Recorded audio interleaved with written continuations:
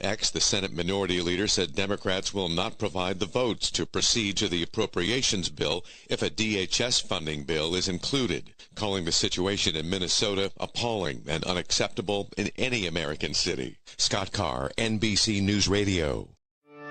From energy to public health, extreme weather, the economy, and more, Climate Connections makes the global local.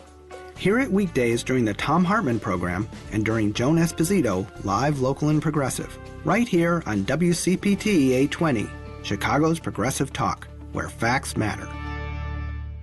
Joan Esposito, live, local, and progressive. Very happy to welcome John Fugelsang back to our airwaves. Joan, I love CPT so much. I've had so many good times at your studio, and I just want to thank you for what you do. I think what you do is just so smart and so positive and strong and moral, and you model for these liberals how to do it with intelligence and guts. Always intelligence and guts. Joan Esposito, weekday afternoons 2 to 5 on WCPT 820. Take your driving to the next level in a brand new Porsche from the Porsche Exchange in Highland Park. Browse and test drive our extensive selection, like the 2026 Porsche Macan. Right now, lease the 2026 Macan for only $949 a month for 39 months. Discover performance like no other when you visit the Porsche Exchange in Highland Park or PorscheExchange.com. 8,519 due assignment for qualified buyers. Excludes theft, title, license, and back fee. No security deposit required. Expires 2/2/26. You're listening to WCPT 820 because facts matter. I'd like to welcome you to WCPT AM's Out Chicago. Think of us as Sunday brunch with your gay best friends. Now please welcome your host, Scott Duff. And a happy Sunday fun day to everybody out there. Scott Duff here, and Ellen Miller is off on a blues cruise, as she is wont to do. That means we get the amazingly lovely and talented and funny and smart Tania Richard is here. Tania Richard, author of Black Girl from a White Suburb, Finding My Light, Using My Voice. Yes! If you were wondering why I'm so excited about that, I always screw that up for some reason. Yes. Hi. It's a mouthful. It's a good title and it's a fabulous book. If you're looking for something if you're looking for something to cozy up to on this snowy day, I think you should get that book, don't you think? It is. It's great. It's thoughtful. It's funny. Thank you. It's like, I think it is required reading. Oh my goodness. There we are. Yes. Hi, Scott. Hi. Happy New Year. Well, there are some people who get very upset if you wish them a happy New Year late into January. I know. Well, it's like, I haven't seen you. This is our first time seeing each other, so I'm going to say that. It's fine. Yeah. But apparently, there are people who don't. Well, people get really upset about the weirdest things, don't they? They really do, and not enough upset about the things they should be getting. Yeah. Okay. Yeah. So we're doing great, everybody. We're doing great. We're doing just fine. We're in similar tones right now. And we're in our camel. We didn't even call each other. We just know spiritually that it just feels like a camel-colored kind of day. It's like camel beige. In your après-ski outfit. I got this sweater at Target. You can't see it. I'll describe it. No, you can if you're on the YouTube. Well, if you're go to the YouTubes. Oh, it's YouTube now. We're on the YouTubes and we're on the Facebook. Yeah. Anyway, so it's beige, and then it's got like this square and mountains, and it says Les Alpes. I speak French. That's not how you pronounce it. And it's like a sweater you'd wear if you were a skier at a ski lounge. That is you. And that's the first thing you think of. Yeah, when I think of a skier, I think of Tania Richard. You think of me. And I think of you. Oh my gosh, I'm sorry. I still remember that time that Joan Esposito called you Tania Richards, and that's all my fault. I am so sorry. Oh, it is? Why is it your fault? Because I call you that, even though your name is Tania Richard. You think that's why? I thought she just literally mispronounced it. No. I think she. I think she took a cue from me. Anyway, we do have a great show. Yes. To try to unravel all of this horrible horribleness that's going on in the world. A little later on this hour, John Parker and Jim Pound, the guys from the Gaily show, which if you airs here right here on this station, weekdays at 10 o'clock. If you are unaware, they are based in Minneapolis. So we're going to be speaking with them to kind of just try to make sense of Alex Preddy was murdered. Yeah. And so we're going to try to make sense of that. No. No, there's no sense making. I mean, So, but we also need distractions and actions to help us deal with this dumpster fire of an administration. So we're going to be chatting with actor Jackson Evans, who is playing Seymour Krelborn in Little Shop of Horrors. This is a talented guy. He's very talented. He is a very talented guy. Yeah. Very talented guy. He's now playing at Marriott Theatre out in Lincolnshire. So we will chat with him in the second hour. And one of my favorite days of the year is coming up. AIDS Foundation Chicago has announced the triumphant return of World of Chocolate. Ooh. Girl. It's so great. It's a delicious benefit featuring chocolatiers from all over Chicagoland. And August Spree, senior manager for special events of AIDS Foundation Chicago, is going to be joining us in the second hour because I'm a judge again at it, which is great. Nice. I go and I get to pass judgment and eat chocolate. Mm-hmm. Ain't a bad gig. That's a good evening. It is a good evening. And they've moved it now. It's going to be at Artifact Events. Oh, yeah? Where's that? It used to be Architectural Artifacts. It's on Ravenswood. I'm sure you've been there for a benefit or two before. It's a really cool that space. Like Ravenswood spot where everything is. Are you talking about right by the train? Yeah. Yeah. I love that building. I love that building. I love that space. Mm-hmm. And I love helping out AIDS Foundation Chicago. Yes. So there we are. And of course, we're going to be talking about the news of the weekday, minute, second, whatever it is, because everything's just going so freaking fast. And of course, we would love to hear from you. So give us a call at 773-763-9278. The number again is 773-763-9278. And did you know you can also text us? Using that same number, 773-763-9278. If you don't feel like chatting, go ahead and please just send us a little. I'm going to text us right now. Do it. Don't. I have so many screens that I'm looking at, and it always kind of. It's a little. I keep going, oh gosh, what's happening over there? No, and there's you. There you are. And of course, you can listen live every Sunday from 11 a.m. to 1 p.m. Central, right here on 8:20 a.m. on TuneIn from heartlandsignal.com, where you can watch the live video stream and check out our beautiful matching sweaters and dark glasses on the WCPT Facebook page or the Heartland Signal YouTube page. How are you, my friend? I am present and accounted for. Good. Yes. There we are. Yes. There we are. I'm #blessed. And highly favored. And I'm highly favored. Yes. Great. But it's true because I don't have a gosh darn thing to complain about. All right. Comparison. Well, I've got a lot to complain about. I love complaining. I'm saying, like, for me, for you, I'm very aware of that. That, like, me within all of this, I should. You're doing all right. I am healthy and blessed, and that is important to remember in the context of everything that's happening. 1,000%. Even though mathematically speaking, that is hard to do. 1,000%. It is very hard. But yes, it's very hard. How are you? You know, I don't know. I really don't know, just to be honest. I know last week we had the Chicago Therapy Collective on the show. I feel like I need to give them a call. Yes, I'm now your accountability partner. For that. Great. Okay. All right, cool. There I am.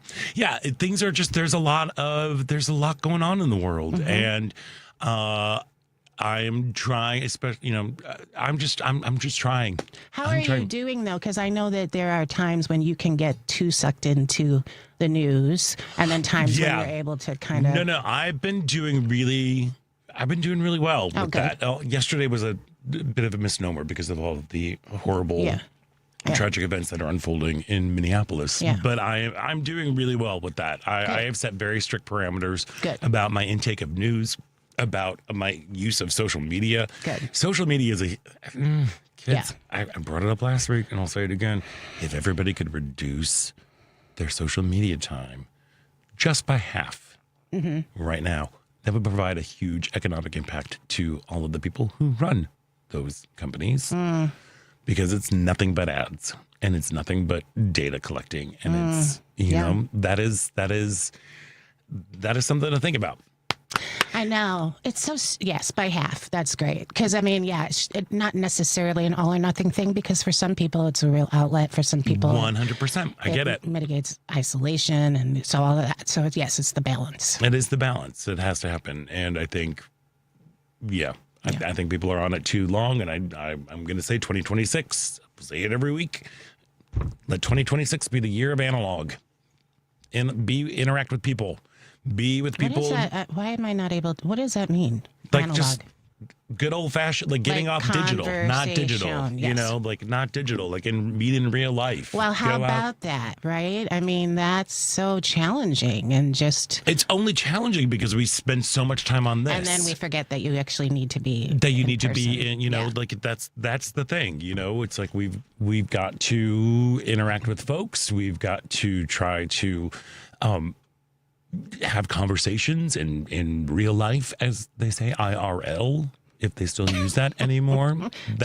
You're young. You're young, Matt. Do they say IRL anymore? IRL is still pretty much used. All right, cool. Thank you. LOL is safe as well. How about, really? Oh. That's a kind of a standard, right? Yeah. LOL. How about glazing? Like they're glazing. It means like they're like teasing you. Is this true? No? Okay. Oh, that I don't know. But you got your fingers on the pulse. I sure don't. You sure do. Don't. I heard this randomly, and I was like, I've never heard that before. But glazing is when they're like saying very good things about you. Oh, it's a compliment. See? And I'm 25, so I'm just phasing out of all this, so I may be even off on that. Okay. All right, we're going to Matt. 5 years old.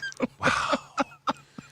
We'll be right back. There was a 2 in the first number of the year you were born. Ooh, all righty. All right, see, this is not helping my depression. No, it's fine. You know? It's fine.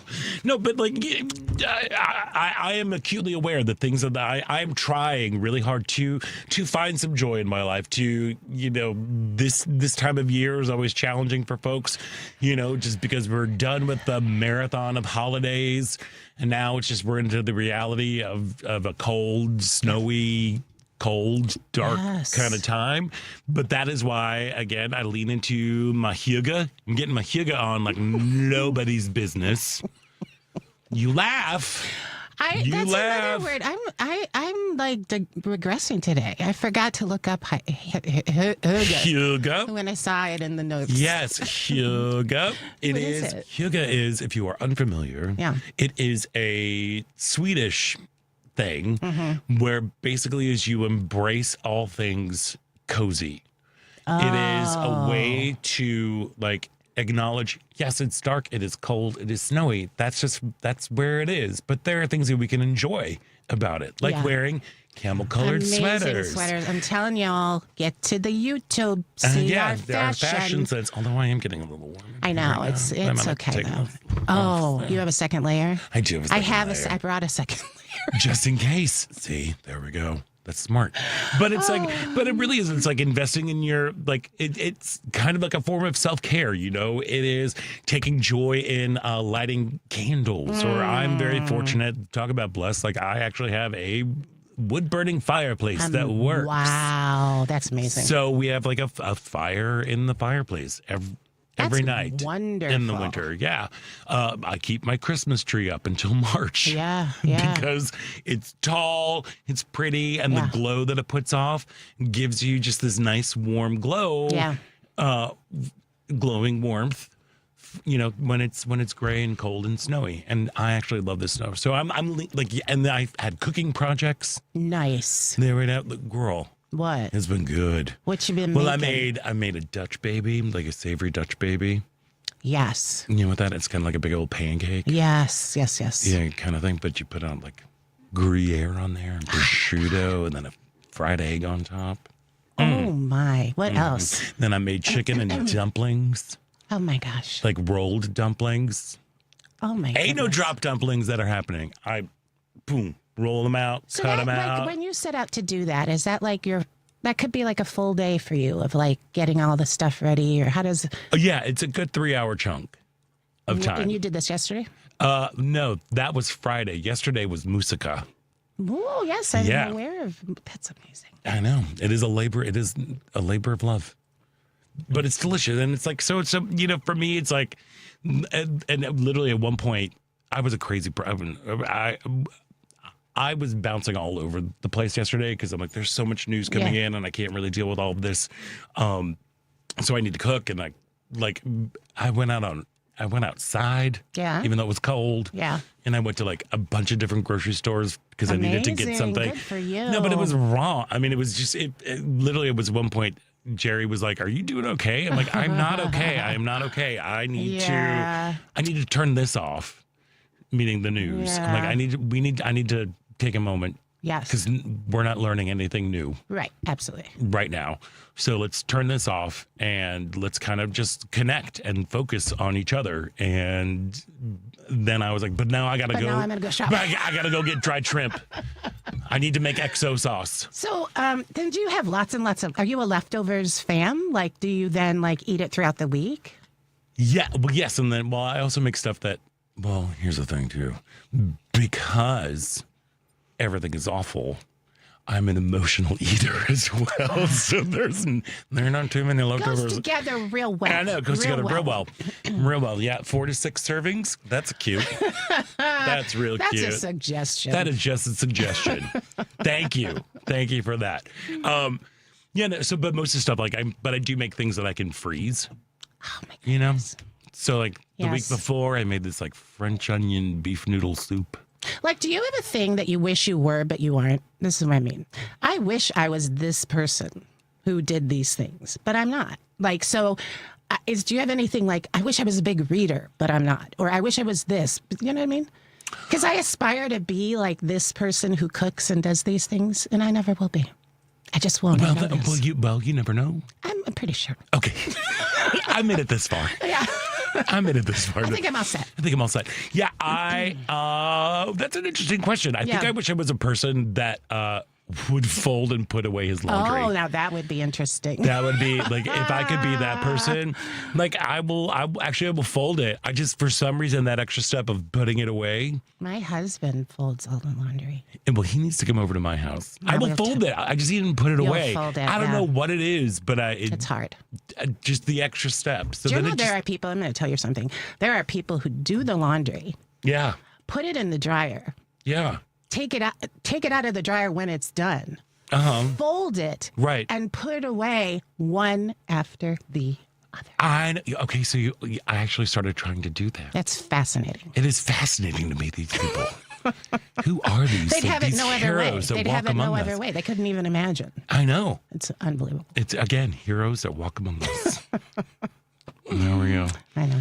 Oh, man. Yeah, so I've been getting my... And also, I've been really just kind of grappling with just how people are disappointing me. I am disappointed in people. I'm sorry. Well, it started on Monday with Martin Luther King Day, and some people got it off of work. Some people didn't. I had to work at Ye Olde Snack Factory, and I know I'm warm, right? We're keeping these sweaters on the whole time. I'm going to take my long underwear off because I have long underwear on too.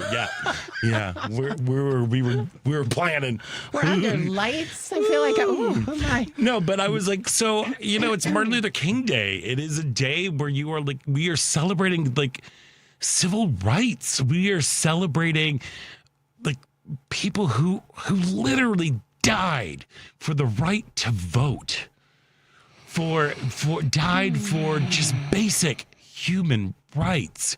And I'm talking to people, I'm like, oh, so you got the day off today? I'm like, yeah, I'm going to play pickleball. I'm like, just as Dr. King intended. That is where, this is where I know that I'm a little... I'm going dark, in my psyche, because I'm just like, but don't you want to volunteer somewhere, or don't you want to make a donation? A day of service. That's what if I ran the world, like Martin Luther King Day would be a day off for everybody. It would be a day of a national day of service. Right, but then how do you like make Well, it sort of is. It's like, well, excuse me. That's how a lot of people, pay a tribute. But not the people that were on the north side of Chicago coming through my line, coming through my line at the snack factory. It was register. Like I just got to after hearing like, oh, I'm just gonna relax, or I'm going to play pickleball, or I'm whatever it was, and I'm like, are you gonna maybe read a book? How about you just read an article? How about you just read an article? Want to know what I do? Yes. One of the things I saw what you do.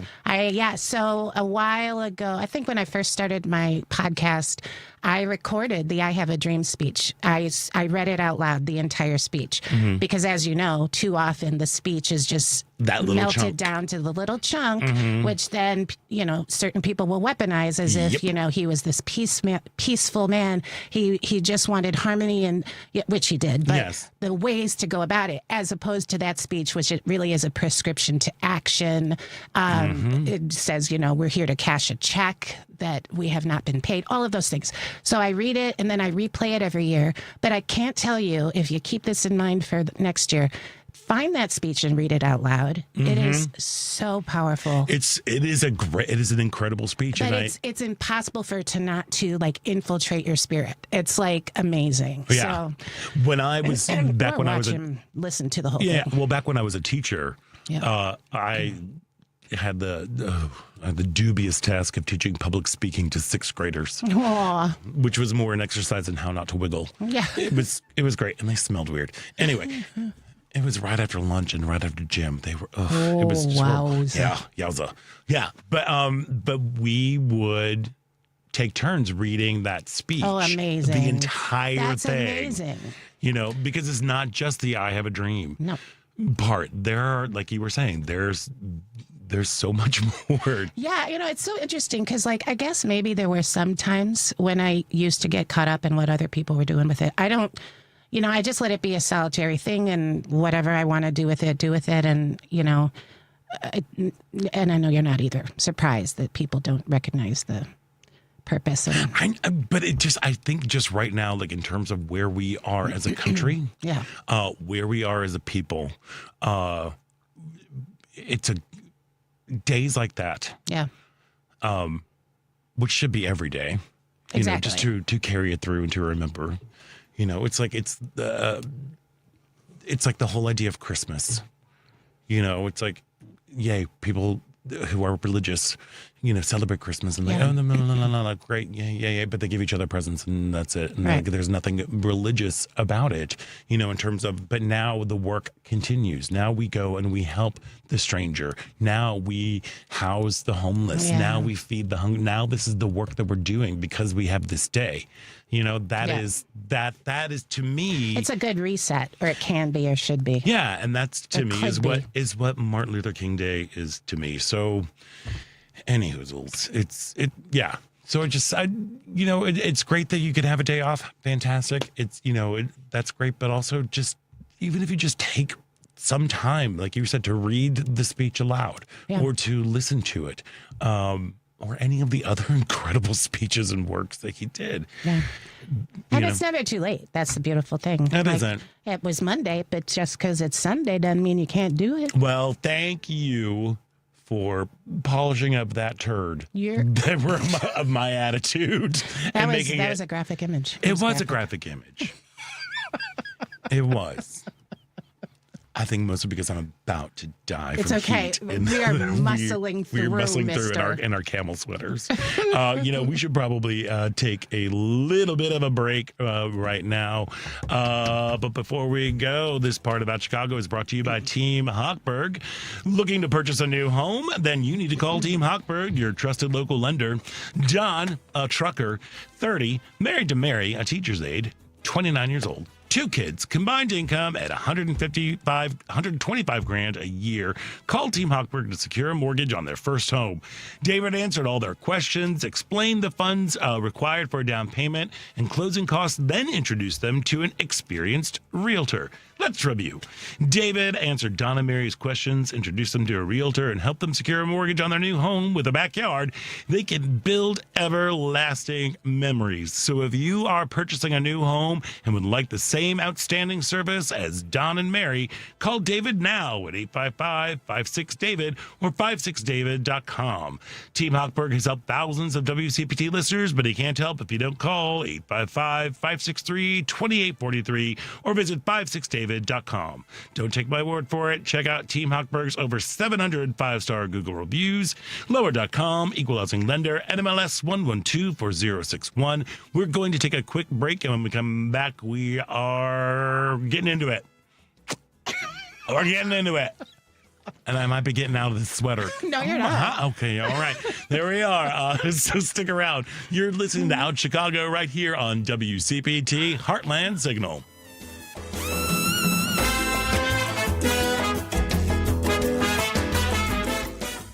This is a WCPT Civil Rights Snapshot. Percy Julian was born in 1899 in Birmingham, Alabama. His mother was a school teacher and stressed education. Percy achieved academic success throughout his youth and graduated from DePauw University in 1920. Racial discrimination diverted Mr. Julian from his preferred career path and graduate studies, but he did earn a PhD in chemistry in Vienna, Austria. Julian returned to the U.S. and a professorship at Howard University. In 1935, he entered private industry and eventually started his own company. Mr. Julian married and settled in the Chicago area. In 1950, his home was set ablaze by an arsonist, and 1 year later, a bomb narrowly missed his children while they slept. Despite racial adversity, Percy Julian earned international accolades for pioneering research and paved the way for black scientists in education and industry. You can learn more about this great American at blackinventor.com. And please stay vigilant about our civil rights. The fight is never over.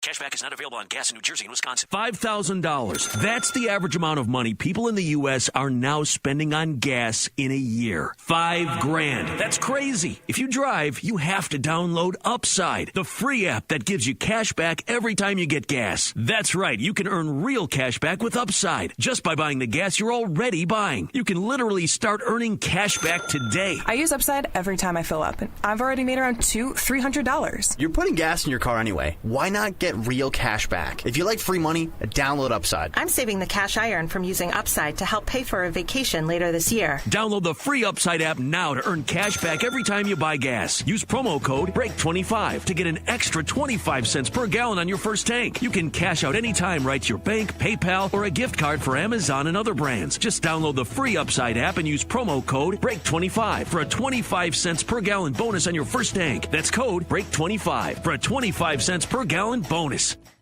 WCPT 820 will be hosting a candidate forum for the 3 leading candidates for Illinois' open United States Senate seat in the Democratic primary on February 6th. Please join us at the Plumbers Hall at 1340 West Washington in Chicago, or listen to the live broadcast. Representative Raja Krishnamurthy, Representative Robin Kelly, and Illinois Lieutenant Governor Juliana Stratton will be discussing their stances on the issues and making their case for your vote. WCPT hosts Patty Vasquez, Richard Chu, and of course Jonas Esposito will be moderating the forum. To attend in person, go to heartlandsignal.com/WCPT820 and register. We'll have limited seats available, so please register early. Meet the leading Senate Democratic candidates at a free WCPT Live Candidate Forum at Plumbers Union Hall, Local 130 on Washington Street in Chicago, Friday, February 6th. The forum starts at 1 p.m. and is sponsored by Plumbers Union Local 130. Alexa, play WCPT. WCPT from TuneIn.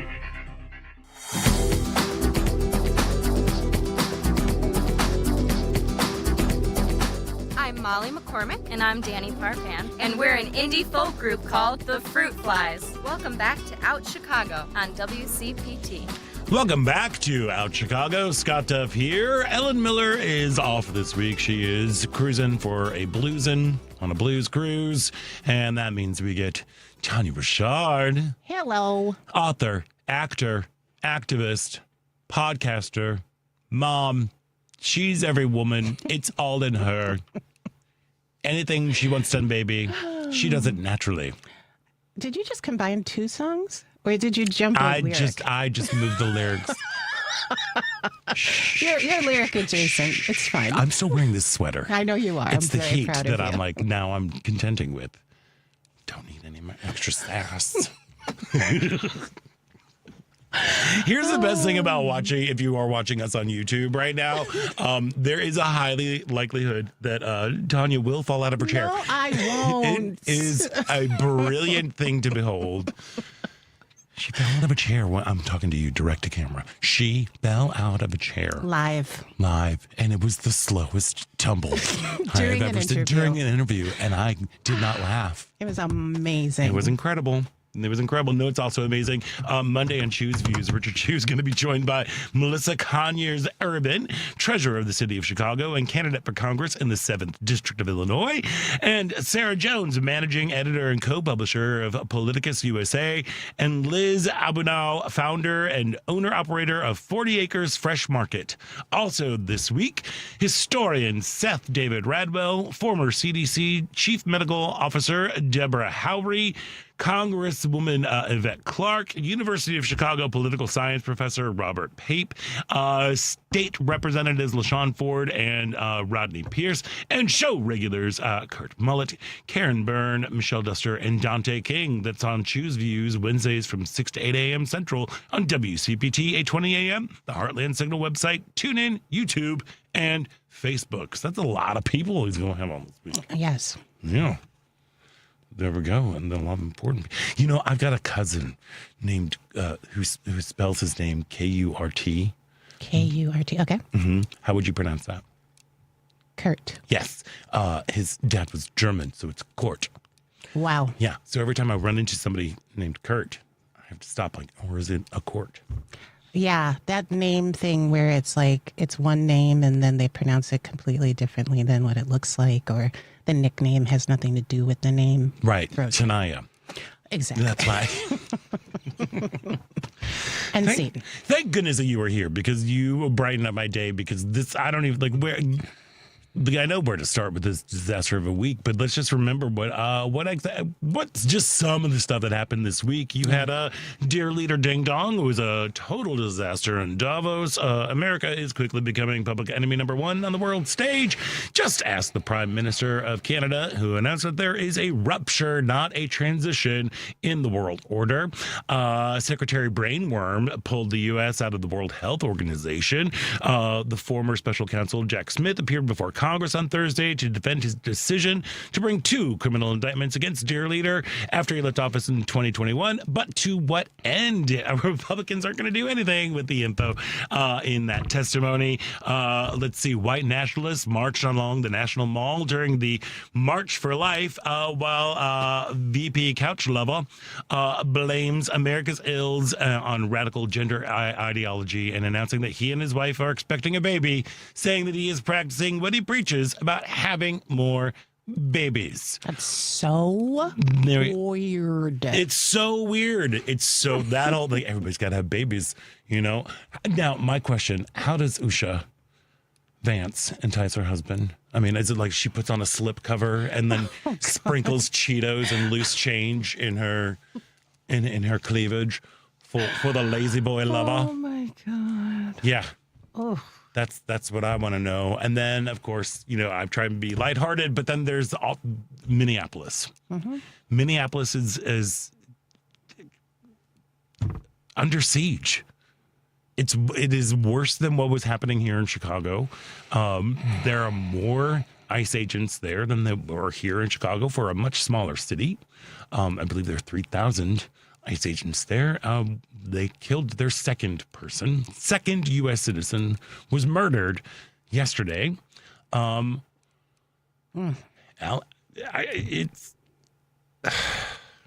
It's just a lot. It really is so much to handle. How are you all doing out there? Give us a call, 773-763-9278, or you can just give us a text to that same number, 773-763-9278. I'm livid.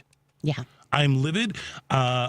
The way that as soon as that event happened, as soon as that murder happened. Here they are. He was the vitriol and vomit that comes out of the right about talking about he was trying to seek maximum damage. He was a left-wing radical domestic terrorist. He was helping a lady up after she got pushed down by ICE agents. Yeah, I mean, I think I don't know the details. What I do know is that it's essential when the people in power, as they are now, start to, weave a narrative that you immediately challenge it. That you don't in any way allow what's coming from them to possibly be the truth until it's interrogated, Well, go ahead, sorry. Well, people will seek out some relief, right? So you hear this horrible story and people are looking for because unfortunately there are people who think that way, right? They're not thinking of the most base explanation, which is that an American citizen is practicing his right to protest and therefore is killed, right?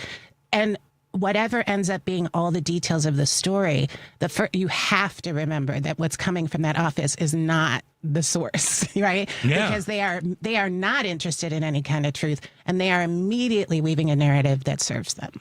Yeah, and that's really disturbing. And the fact that the folks in Minnesota who were looking to investigate this crime, they had to get a warrant to give to Homeland Security to get the information so that evidence is not destroyed. Yeah. So they can get to the bottom of this case. And they said they were denied. They were denied that. And they said that we're going to be investigating this, not the FBI, the Homeland Security, after they have already they've already said their truth. They said out loud, he was a domestic terrorist. Yeah. As without they did with Renee Good. Yeah. Folks, Congress, you got to step up. I mean, you got to step up. What is the damage that has been done already is mind-boggling. And what is coming down the road is even more terrifying. Yeah. And our elected officials, they are here to represent us. Why are they not doing anything? They can do stuff. They can impeach this poo stain of a person. They can defund this. ICE right now is one of the highest funded military outfits in the world right now. And this is what's happening. And I have just thoughts about why it is happening in Minneapolis. I think you saw the rollout of everything has been intentional. You saw it happen in LA first. That's where they first went to do that. And they wanted to see exactly how far they could go and what the pushback was going to be like and what the kind of responses were. Then they came here to Chicago and it was the same thing. We're how far can we push this? What can we do? I mean, you have zip tying the elderly and babies, raiding apartment buildings that are all of citizens here, and then you take them off to Portland to see what we can do there, and then you go to Minneapolis, because Minneapolis and Minnesota, they have just been through it this year. It has been an awful year in Minnesota, but in particularly in Minneapolis, where you've had school shootings, you've had the assassination of legislators there, you've had this awful ICE situation that's playing out right there, and they are trying to push people to their breaking point because they remembered what happened with the murder of George Floyd and how people came out. And I'm still this is where this is totally conspiratorial, so I'm just saying that right there. I'm still convinced that most of the things that were happening with the George Floyd protests were from right-wing agitators who got into the crowd. Well, what are you even referencing though? When they would show the narrative that they construct about how Minneapolis is on fire, all of our cities are on fire, they are burning down to the ground. No, they're not. Yeah, right. All of that, that's the narrative that they're coming up with. And I think what they are hoping is that because they have been through so much right now that they're going to be the ones to break so that he can do the Insurrection Act and call out and enforce martial law.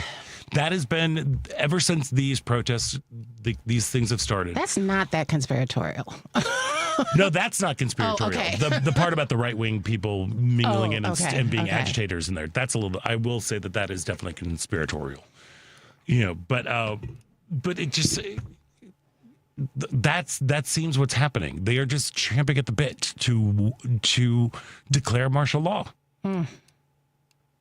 And then the way that they're talking about, we'll get ICE out of here if you turn over all of your voter registration information. Like it's just cuckoo bananas and so blatant to me. Any hoozles, you know what? We should probably take a break because we've got some guests that are coming up that are actually in Minneapolis. They'll hopefully know a little bit more than what we do from what we're gleaning from this slow trip of information. So we're going to take a quick break, and when we come back, we're going to be speaking with the guys behind the Gaily show, John Parker and Jim Pound. They'll be joining us from Minneapolis. So please stick around. You're listening to Out Chicago right here on WCPT Heartland Signal.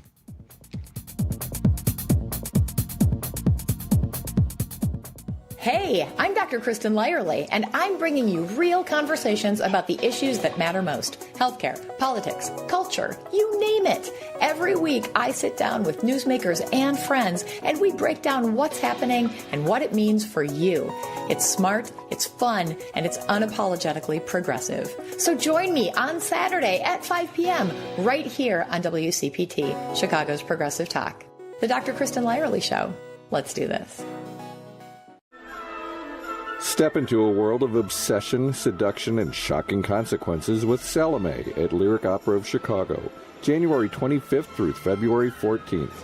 With Strauss's electrifying score and a powerhouse cast, this intense one-act thriller will leave you breathless.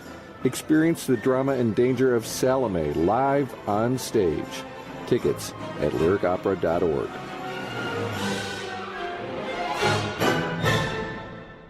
If you're looking to purchase a home after a divorce, you need to call Team Hochberg, your trusted local lender. Today, meet Charlie, field technician, income $100,000 a year, had an amicable divorce from his wife. Charlie wanted to purchase a home while he was in the middle of a Chapter 13 bankruptcy to be close to his 3 kids, so he called Team Hochberg for a free consultation. Great move. Team Hochberg loan officer John Hendrickson answered Charlie's question, secured a bankruptcy court approval so Charlie could purchase a new home to be close to his 3 kids. Let's review. Team Hochberg loan officer Johnny Hendrickson helped Charlie purchase a new home after his divorce while in the middle of a bankruptcy so he could be close to his 3 kids. Team Hochberg's helped thousands of listeners, but we can't help if you don't call 855-563-2843 or visit 56david.com. That number again is 855-563-2843 or visit that website you know and love, 56david.com. Lower.com, equal housing lender, and MLS 112-4061. This is WCPT telling you how you can shop blue. The owners of Ben & Jerry's Ice Cream, Magnum Ice Cream Company, is currently silencing them. Now, why would they silence Ben & Jerry's? Oh yeah, that's right, because they were speaking negatively about the Trump administration and even prevented the company from releasing a flavor titled Peace in Gaza. Ben Cohen, the co-founder of Ben & Jerry's, has started a hashtag Free Ben & Jerry's to get their rights to speech back. Magnum Ice Cream Company owns several brands. So instead of talking about the brands that they own, let's talk about some ice cream companies that they don't own that are all for free speech. Johnny Pops, Duff Ice Cream, Tillamook, Häagen-Dazs. And for those of you who prefer frozen yogurt, Stonyfield. And if you still want to give Ben & Jerry's a chance, that's up to you. But make sure you only buy Ben & Jerry's and none of the other brands owned by Magnum Ice Cream Company. So maybe, just maybe, then they'll realize that people like their ice cream without a side of fashion. This has been WCPT telling you how you can shop blue. Chicago's Progressive Talk, WCPT 820, where facts matter.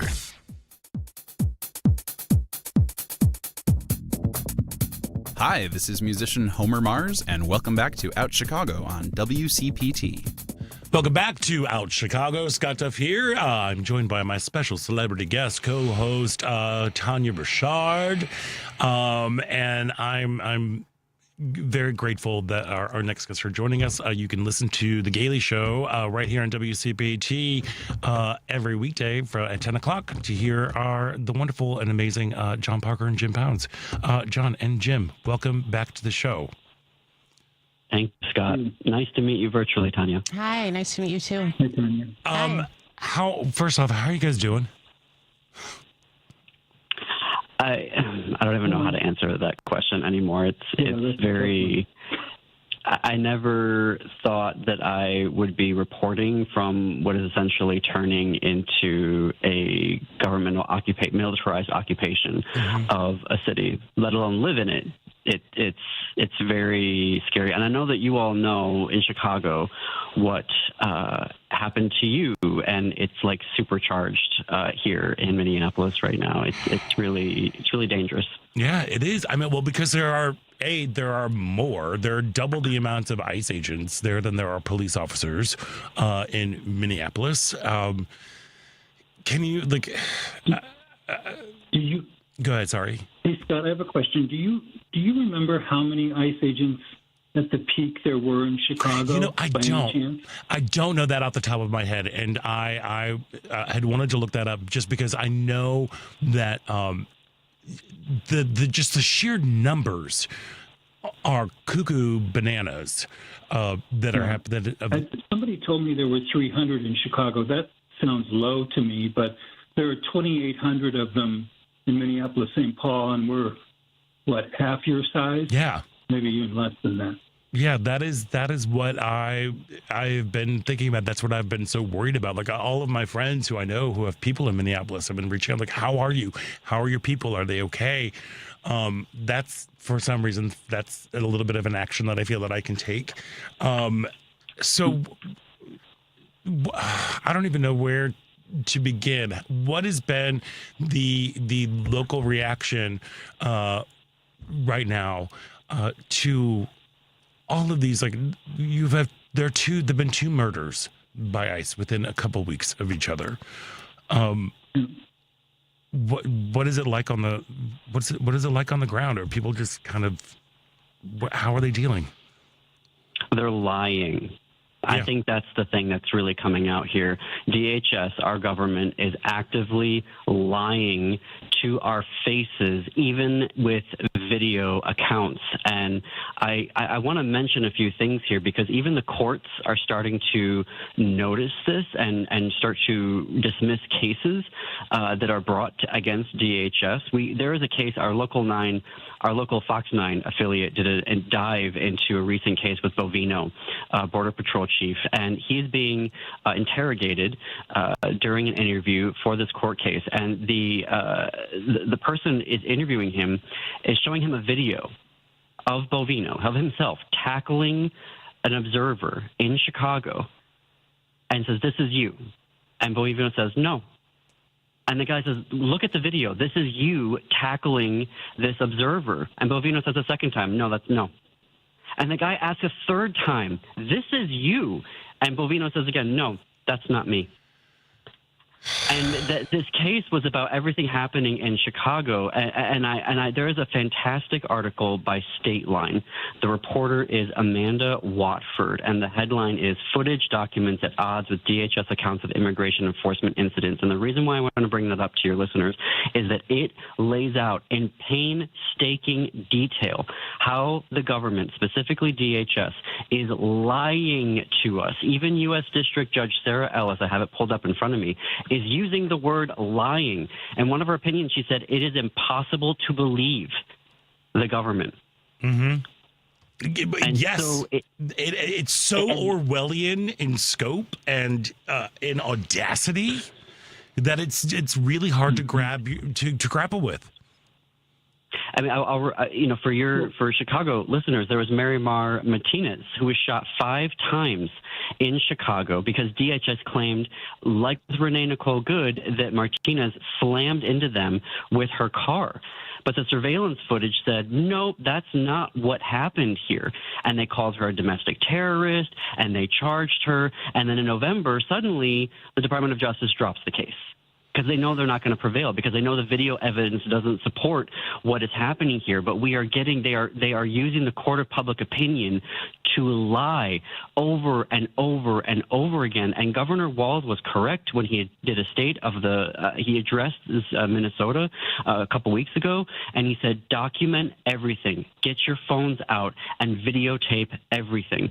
And that's what we need to be doing right now. We need to have our phones out constantly recording these people. And even when there's video, I mean, we were watching MS Now yesterday, and they literally pulled away from Kristi Noem's press conference. MS Now was like, nope, we're not showing this anymore. It was during Rev Al Sharpton. He said, they are misleading you. They are telling you lies right now. Mm-hmm. And it's something that even our local media, they were reading DHS statements and not saying to people, hey, there have been problems with DHS statements being accurate in the past. They don't qualify if they just read the statement, the accusation as Kristi Noem has made it up in her head, and they're not protecting their viewers by saying, hey, take this with a grain of salt. These people have lied before. They're like somebody in a court case that's lied. They're not a credible witness. DHS is not a credible witness. Yeah. Well, and then the thing that's also equally heartbreaking, along with they are quick to judge, they're quick to spread the lies. Again, but this is one of my beef with social media. A lie goes around the world in a second, and now you have to spend the rest of the time trying to pull back, correct that lie. When both Renee Good and Alex Preddy were murdered, they immediately came out and they controlled the narrative, and they turned the narrative around to saying that they were domestic terrorists. They were going after, they wanted to do maximum damage. And then they just abandoned all sorts of police work, people just leaving a crime scene, letting evidence go away. Has there been, because you are local in Minneapolis, has there been any more updates about state investigators who are trying to get access to this, to the evidence that has been denied them? So you may already know that yesterday, local Minnesota investigators, state ones, tried to get to the scene, right. And they came, which this is very unusual. They came with a signed warrant from a judge, and DHS said no. So now, last night, in an emergency filing, the state of Minnesota, a judge ruled in their favor, said that you cannot destroy any evidence, that you have to keep all of the evidence available. So they filed that last night. A judge has ruled in their favor. At least it's a temporary restraining order. There's going to be the hearing tomorrow afternoon. There's also a case in front of a court around all of Operation Metro Surge about whether they're going to keep going with it. The state sued them over it, trying to get them to cease Operation Metro Surge, get ICE out of here. And there's a third case. There are three cases. There's another case around. So a district judge told ICE and DHS that you cannot attack legal observers. And then the Eighth Circuit said, no, go ahead. You can do that. Use tear gas. And so, yeah, right. And we see Bovino now. We see Bovino literally, because he wants to play soldier man. He is literally, we have video of him throwing green gas at legal observers. And so there's that third case where they're asking the U.S. Eighth Circuit to overturn their ruling and say, no, you cannot use force against legal observers. You're violating First Amendment rights. So what is happening today as far as, after the murder yesterday? It was yesterday. Yeah. Have the protests continued at the sort of velocity they have been over the weekend? What is the general feel out there? So my understanding is that my understanding is that there is a protest for this afternoon at 1:00 downtown, and a number of folks are already saying that they're going to be covering it, particularly Status Quo. I want to give a big shout out to Status Quo. COUP. They have been doing the best on-the-ground coverage from each of the protests and from the scenes where people are being murdered. And Mercado Media is a local organization that also, I mean, you go to YouTube and you can watch their live broadcast and catch up on other things. They are on the ground. They are providing the best coverage if you want to see what's happening in real time in Minneapolis. So my understanding is that there is a protest scheduled for 1 o'clock this afternoon. Okay. That's so important to be able to access people who are there directly, as opposed to these, stories that have already been manipulated. Yeah, and part of the thing that's just so frustrating is that this is all just for content, for MAGA. Mm-hmm. They distill things down. They show this, like, the bravado, the violence, the cruelty, which is, as we know, is the point of all of this. And they just distill it down to this, like, a little 30-second clip that they can disseminate to all the right-wing influencers and get that stuff out. They're like, why would you bring a gun to a protest? It's like, well, nobody asked Kyle Rittenhouse that. That's the thing that's just been just so frustrating. My friends, so what are you hopeful for that could come out of this? Do you want to take that question, Jim? Because I have no hope. There's no hope. I heard Senator Klobuchar and others call for something I've been talking about for 10 days, which is, if you are a Republican and you don't like this, and you call your Republican representative and tell them how much you don't like this, that's going to be more powerful, I think, than any of us calling our Democratic elected representatives and saying, I don't like this. I think it's the unexpectedness of the right a portion of the right turning against Trump and this that might be helpful. Obviously, defunding and clawing back all the money given to ICE is maybe a pipe dream, but that's the legal direction that the Democrats seem to be going for, to try to stop any more money and get back the money that was already given. I don't know. Yeah. That has a chance of happening, John. I don't know what you think. The government, they need to shut down the government. This is not a Minnesota thing anymore. No. They tried the National Guard in Chicago, in D.C., and L.A. They got shut down by the courts, and they acknowledged in December, we can't do this. This is a lawless government. And even I just found out the other day, I was told by in an interview, they reduced the number of days of training from 5 months to 47 days. Yes. You know what that is for? Yep. That is for Trump. Yeah. To say you are now an armed person for Trump. Yep. 47 days. Yep. We need to shut down this government. I don't care. This is an American thing now. They're going to do this in Maine. They're going to take the model and they're going to go to other areas. Yep. And this cannot be allowed. Yep, you are absolutely correct. And unfortunately, our time is up, my friends. So John Parker, Jim Pounds from The Gaily Show, you can hear them every weekday here at 10 p.m.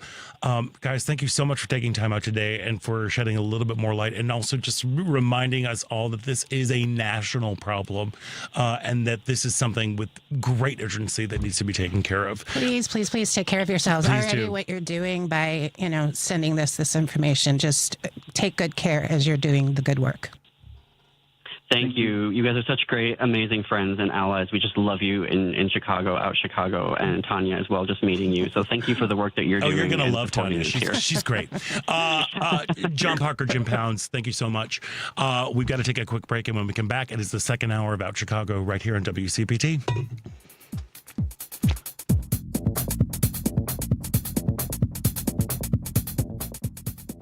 Jews Views with Richard Jew. And with us is our own state comptroller, Susanna Mendoza. I went to this women's event the other day, and I'm telling this story about how I used to love to play soccer, and it just came out. I'm like, I used to love kicking balls, and not much has changed these days, right? I'm still kicking balls. And anyway, I shouldn't have said it, but I just said it again. But it was super funny. But the point is, we're out there working hard, and doing what needs to be done, fighting a good fight. Richard Jew, weekday mornings at 6 on WCPT 820. Margaret is a 71-year-old widow who came to Brookfield Tax Planning because she was worried her accountant and financial advisor weren't doing enough to reduce her taxes. During their free, no-obligation tax reduction review, it was revealed that Margaret had been overpaying $7,250 each year since her husband passed. $102,000 lost forever due to a lack of proactive tax planning. Her accountant does returns after the year is over when it's too late. Her advisor handles her investments but doesn't reduce her taxes. Once the year ends, tax reduction options shrink to almost nothing. Retirees and business owners should plan ahead now using legal proactive strategies to slash taxes. Stop overpaying. 94% of Brookfield's new clients are shocked that they've been paying too much every year. Call Brookfield Tax Planning at 708-485-3439 or visit BrookfieldTaxPlanning.com for your free review. You have nothing to lose. That's BrookfieldTaxPlanning.com. Facts matter now more than ever. This is WCPT 820, Chicago's Progressive Talk. We're your source for truth. This is Chicago's Progressive Talk, 820 AM, WCPT Willow Springs, and online at WCPT820.com, where facts matter. NBC News Radio, I'm Lisa Carton. Dangerous cold is starting to creep towards the Northeast as the historic winter storm has nearly 200 million people under winter weather alerts today across 37 states. Washington, D.C., Philadelphia, and New York City are going to be heavily impacted throughout the day. You are taking your life in your hands. Please, if all possible, stay off the roads.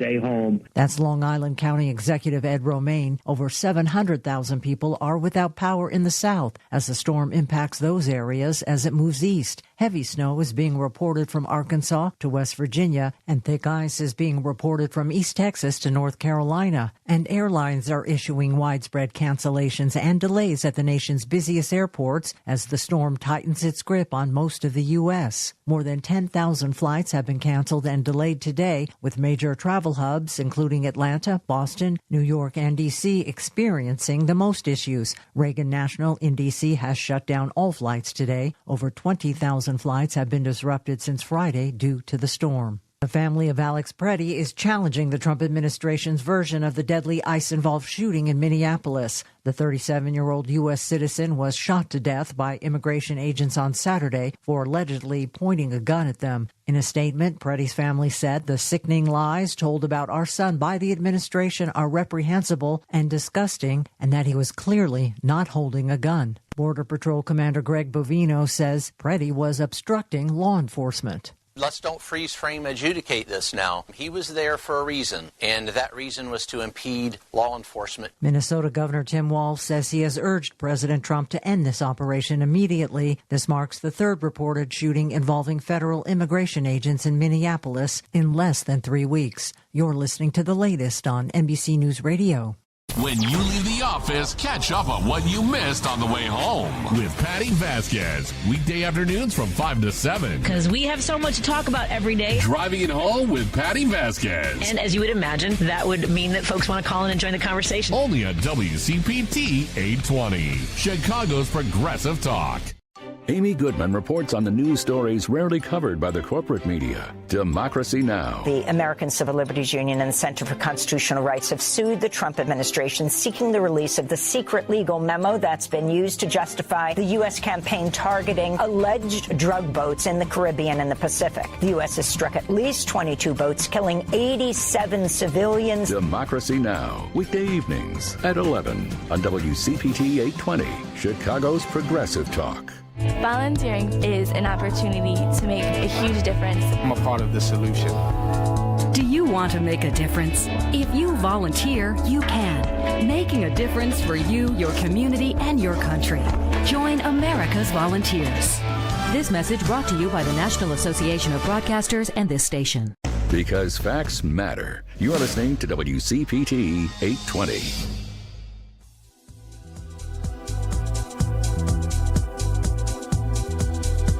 Welcome back to Out Chicago on Chicago's Progressive Talk. Can I get you another Bellini? Welcome back to the second hour of Out Chicago. Scott Duff here. Ellen Miller is off this week. She is on her blues cruise. because she loves to go cruising for a bluesing. Oh, my gosh. I know, it's a dumb joke. That was a little, yeah. Wow. It was that good. was so quick. What? Your judgment. My judgment. It was. I'm sorry. That's all right, because that lovely voice right there is the one and only Tania Richard. She is the author of the most delightful, important memoir, Black Girl from a White Suburb, Finding My Light Using My Voice. Boom. You know how you have friends who support you, and then you have friends who support you every freaking step of the way? Like Scott has had me on another show to talk about the book. He came to the book lunch. He's talking about the book. I mean, it's just so lovely. I so appreciate I know, and it. it still kills my heart that I didn't get to see the one-person show. Well, you that was will. Oh, teaser. I'm just saying. Is there... Yes, but I can't announce it at the moment. Yeah, all right. Well, you can whisper it to I'll me. tell you later. Or I will take my camel sweater off. Nope, we're not. Come on. This has become a test of your strength, Scott. That's a silly test. I'm warm. I can just be less warm by taking it off. I'm drunk with power. You are drunk with power. There we are. Well, good. This will set us up nicely for, like I said at the beginning of the show, we also need some distractions and some actions here. A little bit later on this hour, we are going to be speaking with August Spree from AIDS Foundation Chicago. We're talking about passing judgment. I'm going to be passing judgment at their World of Chocolate benefit. Yummy. It's so good. Yeah. You have to take tiny bites. I bet. Because there's so many. Yes. There's a lot of chocolate. Yes. So, but it's an amazing event for an amazing organization. We're going to be speaking with August a little bit later on this hour. But right now, girl, it is supper time out at Marriott Theatre, Lincolnshire. That was really good. I'm afraid Tanya's not going to be able to join us for the rest of the show. There we are. Oh, no. I'm so sorry. Come on. It's supper time. Yes, that means The Little Shop of Horrors, the deviously delicious smash hit musical comedy, is now playing at Marriott Lincolnshire. And joining us now is the budding botanist, hero, actor Jackson Evans. Jackson, welcome to the show. Hello. You know this show very well. Girl, I have done it twice. The first Tell me what time, part you played. Well, the first time I was part of the plant at the St. Louis Muni, which is a very large theater, and that's a big deal. I know. Well, here's the thing: the way it's not that big of a deal. I literally came out. Don't diminish your light, Jackson. I am diminishing it because I am well aware of what my light was. It was about getting butts in seats, so they had a bunch of high school kids put on like a tentacle. Like we were part of like a tentacle, and we ran out into the audience for the last verse of the last song. There you go. But I got to hang out with Adrian Zmed. Okay. I know. There we are. But anyway, that was my time at the St. Louis Muni. But you are at Marriott Lincolnshire. How are shows going? You're still in previews, right? Or have you officially opened? We are technically still in previews, so we've done 4 of them, and they're going amazingly. And for anyone who doesn't know what a preview process means, it's just we're doing the show at night, but we're also making changes and rehearsing during the day based off of the shows. So we officially open this coming Wednesday night. Ah, fabulous! Very fun. I love previews so much. You just learn so much as an actor. I mean, I met some people here who have seen not only every single one of the previews thus far, but also they come to the Marriott to see specifically the previews, and then they come back to see what's changed, which I think is that's fun. A testament to this audience. Base out here. That's some serious and around theater the city. geekery. I love that. That's good stuff. Right? Well, I mean, it's not cruising for a bluesin', but it's pretty solid. Supper time is still pretty solid geekery. Hey, Jackson, did you go to ISU? I did not go to ISU, but I think I know why you're asking. I know you know why I'm asking. Yes. An incredibly supportive friend in Courtney Rue Hubbard. Shout it out to Courtney Rue Hubbard. And I thought that you also, I thought that's how you all knew each other. Anyway, we digress. Yeah. Hi, we got to meet in the theater scene here in Chicago. Like maybe 20 years ago. And she's one of my best friends. And I know she's one of the people who supports you in your book and your and all of your endeavors as well. I love her so much. She plays the paramedic on Chicago Med. She plays one of the paramedics. Oh. Yeah, she's been doing it for 10 years. Paramedic Courtney. Yeah. Come on, Courtney. Okay. Come on, Courtney. I want to play a paramedic, but back to supper I'm trying to sell tickets, but I'm just blowing up my other friends as well. There you go. See, that is what we call the ensemble ethic here in Chicago. It really we are is. a rising That's tide Chicago. lifts all boats. Come That's on right. now. So for some folks who are probably straight, they might not know. They might not know the plot of Little Shop of Horrors. It's true. Don't pass that judgmental. Look, we try our best. I know. Well, you're an anomaly.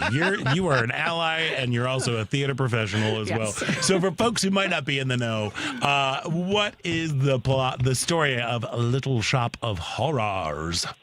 So Little Shop of Horrors takes place, excuse me, on Skid Row, in a rough and tumble part of town at Mushnick's florist shop, and you meet Mushnick, who owns the joint, his sort of orphan ward, Seymour, and the other employee, Audrey. And we are just trying to make this flower shop just succeed and keep its doors open one more day. And one of the ways we decide to see if we can get people in is I display a plant I found that is very strange and interesting in the window. Dadu. And that's Dadu, and that tends to... You know this. Okay, we're doing that. Told me what part Now you I played the know second what we're time. doing. Now Look, I know. Jackson, you have no idea how much I love this. When the movie came out, I was also like, I'm much older than you. I was about 13, I think. Oh, yeah. I saw it 4 times. Oh, yeah. In a row. Yeah. I'm like your dedicated preview audiences out at Marriott Lincolnshire. I saw them back to back to back to back. So anyway, go ahead.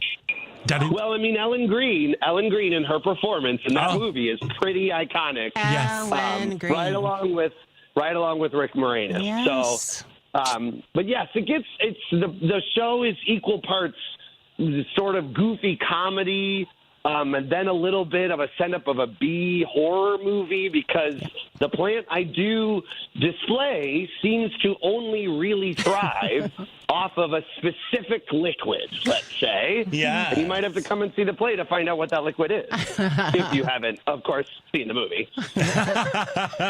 I'll say that for anyone who is not a musical theater person, this is the show to go see if you're not a theater person. 1,000%. Musical theater person. Yeah. It's just so fun. It's so deeply genred and just so amazing stuff. It's just the best. It's truly one of the best. The music is written by Alan Menken, who did The Little Mermaid, who did, and every song is a bop. Yes. No matter what, even if you're musicals, the singing in our production is next level. And so just to come and listen to the singing alone is worth the price of admission. So Come fun. on, man. Little shop.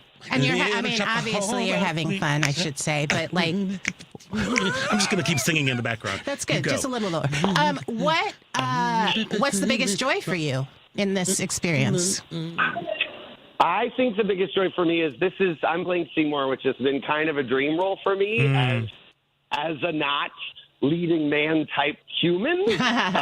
We gotta grab those chances for these meaty, big roles with amazing songs, and I kind of thought this role passed me by, and I'm so insanely lucky to get to do it because this is.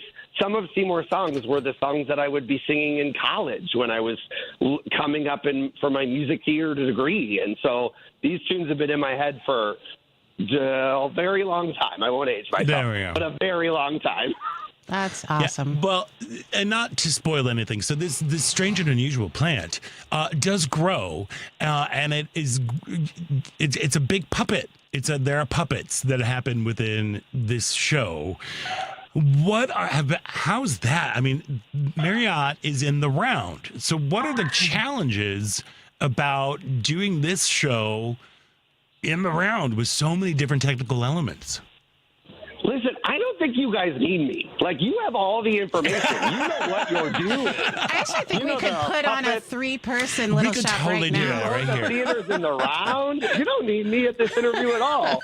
No, the really exciting thing about our production specifically is often you can rent puppets for this plant that does in fact grow. But those puppets are made for what is called a proscenium theater, which just means the theater's over there, the audience is over here. But at the Marriott, the theater is in the round. So the theater is in the middle, and the audience is in a circle around us. So the Marriott enlisted Jesse Mooney Bullitt, who is unbelievable, to create puppets for this specific production. Wow. So these are puppets that have never been seen. They've gotten a little bit juiced up, let's say, based off of the fact that these puppets need to look good from every angle. You don't, there's no back to this puppet. But also, because it's in the round, this puppet needs to move because you can't, if it's just stuck in one spot of the stage, then if you're sitting behind the puppet, you got a bad So what they've done is they've also figured out a way to make these puppets move in the space, and it takes at one point, I think we've got up to 5 puppeteers working on one at one time. So it's, and people who have already seen the previews have said these puppets are amazing and unique and cool, and it's really an exciting, because this show is often done around the Chicagoland area, let alone nationwide. It is exciting for this specific production that these puppets are truly one of a kind. Oh, that is so cool. That's really cool. Because, this show has been done so many times all over the country, probably world. And, to sort of take a new approach to it is really cool. Yeah, I mean, it's currently being done off-Broadway as we speak. Yeah. Starring, I'm assuming, some lovely television actors who can sing. Oh, my God. But I will say that this production here at the Marriott is an entirely Chicago-based cast. Nice. Yes. Every single one of us on stage, and even all of our understudies and our crew are all based right here, and I think the talent couldn't be better. It's a crazy cast you got there. That little Mark David Kaplan, he might be going places. He might be going places. He might be going places. That guy. I mean, it's my first time playing Seymour, but I think it's his third time playing Mushnick. So I've just been watching him and be like, you know how to do this. I'm gonna follow your lead. Is there a particular part? I know right now you're still in the preview process, so thank you also for taking time out. I know you've got to be pooped right now between rehearsals and performing. I mean, I got today. We're good. Okay, good. Is there a moment that you're like, oh, I get to do this part right now? Like, that you just love doing in the show? I mean, it's pretty cliche, but it has to be the song Suddenly Seymour. It is the song that everyone knows and everyone loves, and I could not be more blessed with the fact that the actor playing Audrey in our show, her name is Maya Rowe, not only is she insanely talented, speaking of going places, but we have worked together before and are just the nearest and dearest of friends. And getting to just look in her eyeballs of a human being that I don't have to work at all to know how much I love this person is such a gift. And she is funny, hilarious, beautiful, and the voice that she has is insane. And she is not doing an impression of Ellen Greene, but she is inspired by Ellen Greene in a way that is so new and fresh and exciting. And getting to sing with her every night, and not to mention our 3 backup singers who sing the house down every night also are in that song. So it's definitely got to be Suddenly Seymour. Oh, I love it. No, I just want to sing something. No, I did too. I'm like, I'm sure she's lovely. Why don't we sing a little bit? Let's do it right now. Yeah. Forget that. Take us off to commercial.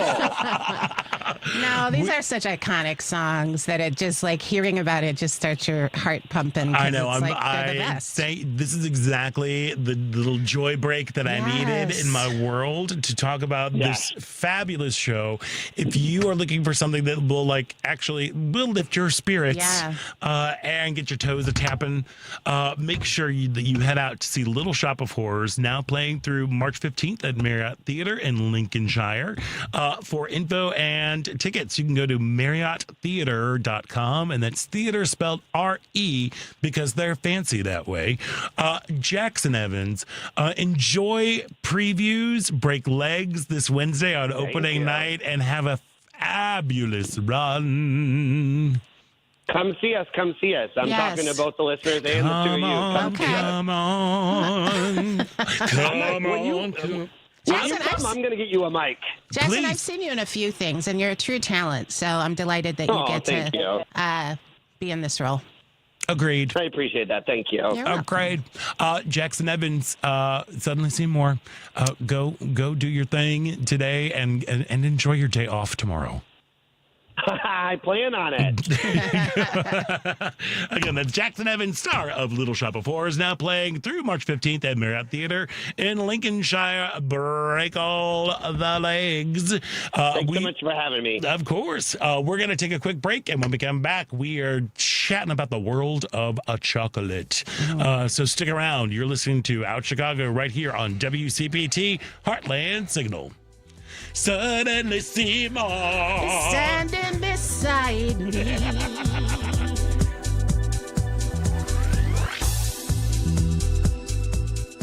Cashback is not available on gas in New Jersey and Wisconsin. $5,000. That's the average amount of money people in the U.S. are now spending on gas in a year. $5,000. That's crazy. If you drive, you have to download Upside, the free app that gives you cash back every time you get gas. That's right. You can earn real cash back with Upside just by buying the gas you're already buying. You can literally start earning cash back today. I use Upside every time I fill up, and I've already made around $300. You're putting gas in your car anyway. Why not get real cash back? If you like free money, download Upside. I'm saving the cash I earn from using Upside to help pay for a vacation later this year. Download the free Upside app now to earn cash back every time you buy gas. Use promo code BREAK25 to get an extra 25 cents per gallon on your first tank. You can cash out anytime right to your bank, PayPal, or a gift card for Amazon and other brands. Just download the free Upside app and use promo code BREAK25 for a 25 cents per gallon bonus on your first tank. That's code BREAK25 for a 25 cents per gallon bonus.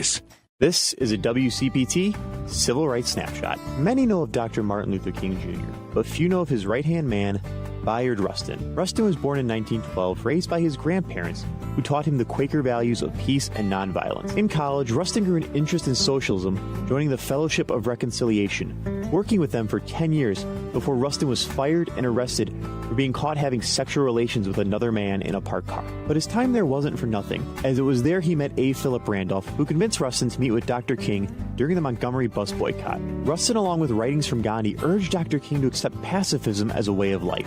Rustin showed brilliant strategies and organization skills, which led to him organizing the March on Washington, having thousands of people attend. However, this partnership would not last, as Dr. King distanced himself from Rustin after Congressman Powell threatened to use Rustin's sexual orientation against Dr. King. Rustin continued to work with Randolph for civil rights and gay rights until his death in 1987. Please stay vigilant about our civil rights. The fight is never over. Hey Google, play WCPT. Streaming Chicago's progressive talk from TuneIn.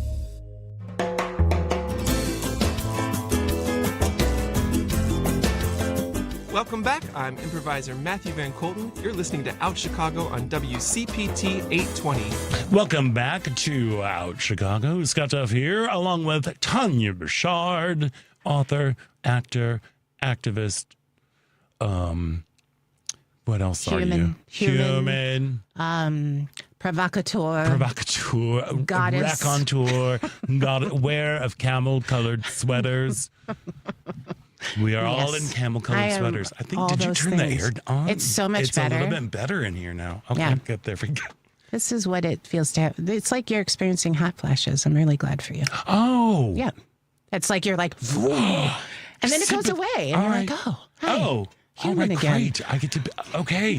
Thank you for building my empathy muscles. That's right. See, I love that. Yeah. Great. You're welcome. Thank you so much. Hey, just to let you know, too, Monday on Driving It Home, Patty Vasquez will be talking to Dr. Jason Bussell, Director of Chicago Community Acupuncture, and Gaily Peterson, candidate for Congress in Idaho's 1st District. That's Driving It Home with Patty Vasquez, weekdays from 5 to 7 p.m. Central on WCPT 820 AM, the Heartland Signal website, TuneIn, YouTube, and Facebook. Know it's going to give me a hot flash? What? Is how excited I am to pass judgment once again. Because the AIDS Foundation Chicago has announced the triumphant return of World of Chocolate, a delicious benefit featuring chocolatiers from all over Chicagoland. And joining us now is Senior Manager for Special Events for AIDS Foundation Chicago, August Spree. August, welcome to the show. Hi, thanks for having me. Oh my gosh, thank you for joining us today. You're just adorable. I see you on the screen here. You're adorable.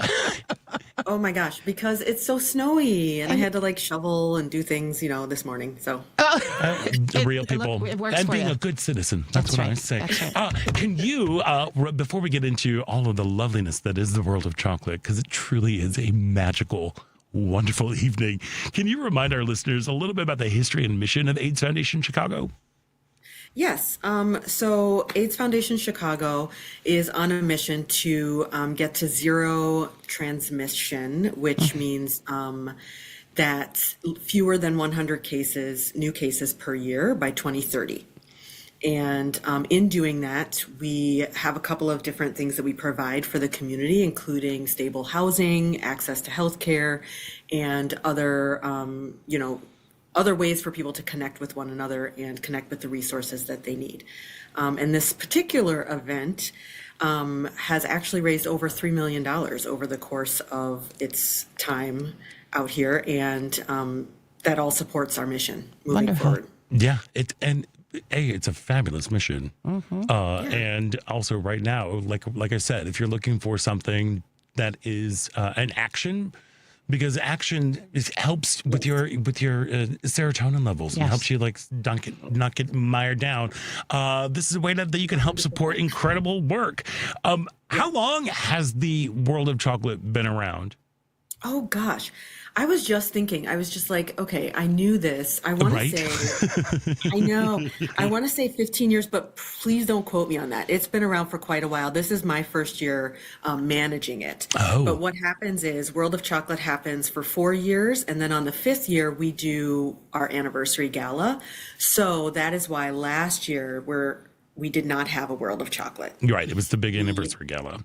Yes, we had our 40th anniversary gala, and so now World of Chocolate is back, and it is highly anticipated and a lot of fun. It is a blast, first of all, and also, and now you've got a brand new venue for it. Yeah, we took the opportunity of, having a year off to kind of refresh the event a little bit. It is in a new venue. It'll be at Artifact Events, which is in Ravenswood. It's a great venue if you've ever been there for something. It is one of my favorite places in Chicago, hands down. It's so great. I really love it, yeah. And one thing I love about this event is that it's a strolling event. So you're constantly moving. There's a lot of things to do, a lot to see, obviously a lot to taste. And so it's not an event where you kind of show up and sit at a table and then you get up and you leave. You're really moving around the whole time, able to interact with a lot of different folks. Yeah, and a lot of different chocolatiers as well. Right. How many participating chocolatiers do you have this year? Well, I don't want to give it away. Oh, okay.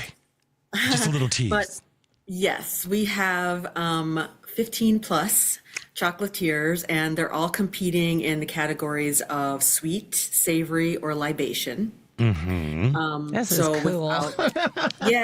Without giving away too much, we've got one who's bringing in a sample tasting that involves dates that are like from a region in Mexico that are specialty. I mean, I could go on and on with the delectable options that are going to be available to you, but again, I don't want to spoil anything. Okay, well, I wish you would just a little bit, because my first year when I was asked to be a judge, I did not take the advice of just take small bites. It was like, this is so good. It's still seared into my brain, because there's also I believe, isn't there an audience, a fan favorite kind of vote as well? Yes, there's the People's Choice Award. There's a Small Business Award, a Large Business Award. There's also Best in each category, sweet, savory, and libation. Yeah, because I remember one of the fan favorites my year was actually a chocolate eggplant dish. Holy cow. I know you're like, what? It was one of the most delicious things I have ever eaten in my life. And I've had some really delicious things in my time. So you got all your judges already? I know. Yes. We're always open to adding a judge. Oh, really? For real. Okay, because that sounds like the most fun to just wander and taste chocolates and oh my goodness. Yes. In addition to, so I can give you a couple of, so one vendor is offering an adult root beer float. Okay. Yes. I'm We also telling have you, Tanya, this place is crazy. Yeah, we have some macaroons on the menu. Nice. I mean, so many different combinations. Like I said, like one of the savory combinations includes port wine and gorgonzola. And Get out. Yes. Okay, I'm getting my calendar out. I'm getting my calendar out. When is this? It's February 27th. I know. I'm it is- available. Yes. Okay. Reach out to me afterwards. Okay, I'm for sure. going to. I am not kidding. Yeah. She is. It's Friday, February 27th. And I do want to say, in addition to tasting all the chocolates, and as you mentioned, Scott, like you want to pace yourself. Yes. We also have other food available. J&L Catering is providing some chef stations there so that we don't have people just filling up on chocolate. We have several bars in the space. The VIP area is going to include a specialty mezcal tasting, as well as a high-end whiskey that's been donated by Uncle Nearest. Wait a second. So, Wait, no. yeah, this is all new. Oh my God, wait. Because mezcal and whiskey are two of my favorite things. Yes. I'm so excited about this. Look, and there's also and there's a DJs that usually are playing around the event. And what else is going to be in store? Because we've got the VIP area. With mezcal. Our VIP area this year is, if you've been to Artifact, then you know the layout. It's on the upper level. So you're still part of the event, but you're you can kind of see what everything else that's going on. So that's really nice. And then we also have a couple of extra activations this year that weren't involved. So we're going to have one that's called Paint the Skyline with an artist named Emma Lyons, who has 3 canvases there, and you can basically donate and then pick up a paintbrush and add to that painting of the Chicago skyline throughout the night. So And where will that then be displayed somewhere then, or? Then that's actually open for auction. So you can amazing. purchase it. That's cool. Yeah, so you're kind of painting the Chicago skyline, but it's a collaborative piece by everyone who's in attendance. And then we have some other things that I won't spoil. We have I'm sorry, tears are coming down my eyes. Like, that's so wonderful. Yeah, it really is. It is a special event because there's so many, everybody goes. It's folks from all walks of life are there, 100%. looking fabulous, by the way. Oh, yes. Yeah. Yes. And it's wear what makes you feel fabulous, I always say. Yeah. Note taken. Yeah, and it literally is you're walking around having delicious food, wonderful chocolates, and you get to talk with some of the most interesting people in the city. I am very excited that Al's Cookies is coming back. Yes. They're like a small Chicago operation that works to I might be screwing this up. They employ folks with special needs, and that's kind of their focus on it. And their cookies are delicious. Oh my gosh. What a great event. And then I have to tell you one thing that I'm very excited about because it's one of the most meaningful parts of this event. So we're doing a balloon drop. And the caveat is that, again, it's a collaborative experience. So throughout the night, as in that station, that activation, as you donate, different donation levels are different colors of balloons, and you add your balloon to the balloon drop. But before you do that, we have markers so that you can dedicate your donation to someone. And that is I'm really excited to see that because I think that'll be a really meaningful moment.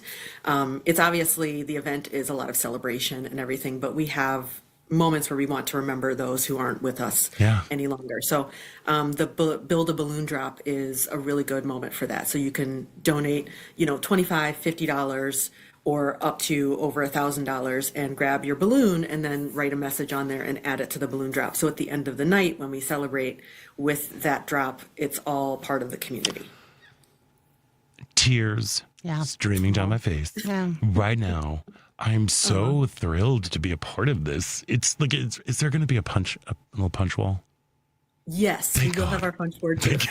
Sorry, I love those. The little punch board. I don't know. You make a donation, and there's a big punch board. I'm doing a horrible job explaining this, August. Why don't you? It's sort of like if you ever watch The Price is Right. Where it's just like a big board with paper circles, and they're under different denominations. So if you say you donated $250, you can pick whatever circle you want, but behind that circle, when you punch through it, is a prize. Oh, fun. And those are all donated from all over the city, different vendors who are looking to support. And it's always, the prize will be at or more than the level that you donated. Oh, So nice. Yeah. That's also awesome. exciting. I know. Yeah. Right? Well done. My goodness. It sounds like an amazing evening. Yeah, lots going on. We also negotiate an after party at Nobody's Darling, so the night doesn't have to end. Yay, and that's I love that place. I love those ladies too. Oh, good. I know. Oh, and it's just very down the excited. street. Yeah. Oh Yes, my gosh. exactly. All right, look, I'm telling you, if you are looking for a fun way to beat the winter blues, if you want to find a way that you can actually be giving back, actively giving back to your community, make sure you get some tickets for the World of Chocolate. It is a delectable night of chocolate goodies benefiting AIDS Foundation Chicago and all of their incredible efforts to get to zero by 2030. It's coming up on February 27th. Yes, which is a Friday. I always like to say, because sometimes people expect it to be a Saturday. Right. But hey, it's even better. So you can go into your I agree. chocolate coma and sleep all day on Saturday. You know? Exactly. Exactly. And now I've got a question for you, because sometimes with these, is there going to be like any sort of silent auctionee or folks who may not be able to get to the venue? Is there a way that they can still participate in the fun or help make a donation? Yes, of course. You can go to aidschicago.org/chocolate. It's very easy. And you can make a donation if you'd like to support and you can't attend. When we get closer to the event, we will have those art pieces available for silent auction. So those will be online. Everything else is at the event, as far as like we can offer chocolate tastings. Right, of course. But we're happy to, give you the acknowledgement that that goes along with your donation. And you can always bid on that artwork as well. Oh, see, that's fantastic. See, I knew there was going to be a way that you can participate if you can't be there. Yeah. Again, I have to tell you, you need to be there. It's a beautiful venue, amazing chocolate, and for an incredible organization, an incredible cause. So again, go to aidschicago.org/chocolate. Get your tickets. Have an empty I'll belly. be in touch, girl. Yes. Please do. I would love to add you. Oh, thank you. Girl. Okay. Sisters are doing it for themselves. There we are. Right? What? The worst thing that you can do is say no. That's there right. We are. And fortunately, Exactly. August Spree says yes. Yes, you so, did. Yes, I did. August, thank you so much for joining us today. Thank you for having me. I cannot wait to see you in person on February 27th at the World of Chocolate, benefiting AIDS Foundation Chicago. August, stay warm. Hopefully, you don't have to shovel anything, and you've already put your chair out for dibs. Yes. Yeah, my chair out. Yeah. Thank you. You stay warm too. Thank Bye. you so much. Take care. We are going to take a quick break, and when we come back, it is the final thrilling show-stopping moments about Chicago right here on WCPT Heartland Signal.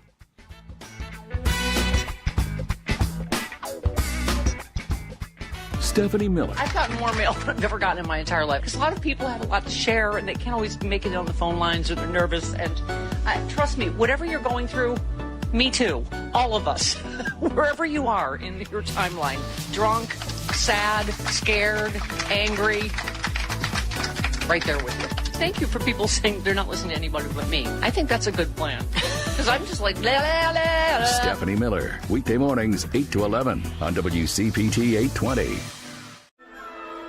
Step into a world of obsession, seduction, and shocking consequences with Salome at Lyric Opera of Chicago, January 25th through February 14th. With Strauss's electrifying score and a powerhouse cast, this intense one-act thriller will leave you breathless. Experience the drama and danger of Salome live on stage. Tickets at lyricopera.org.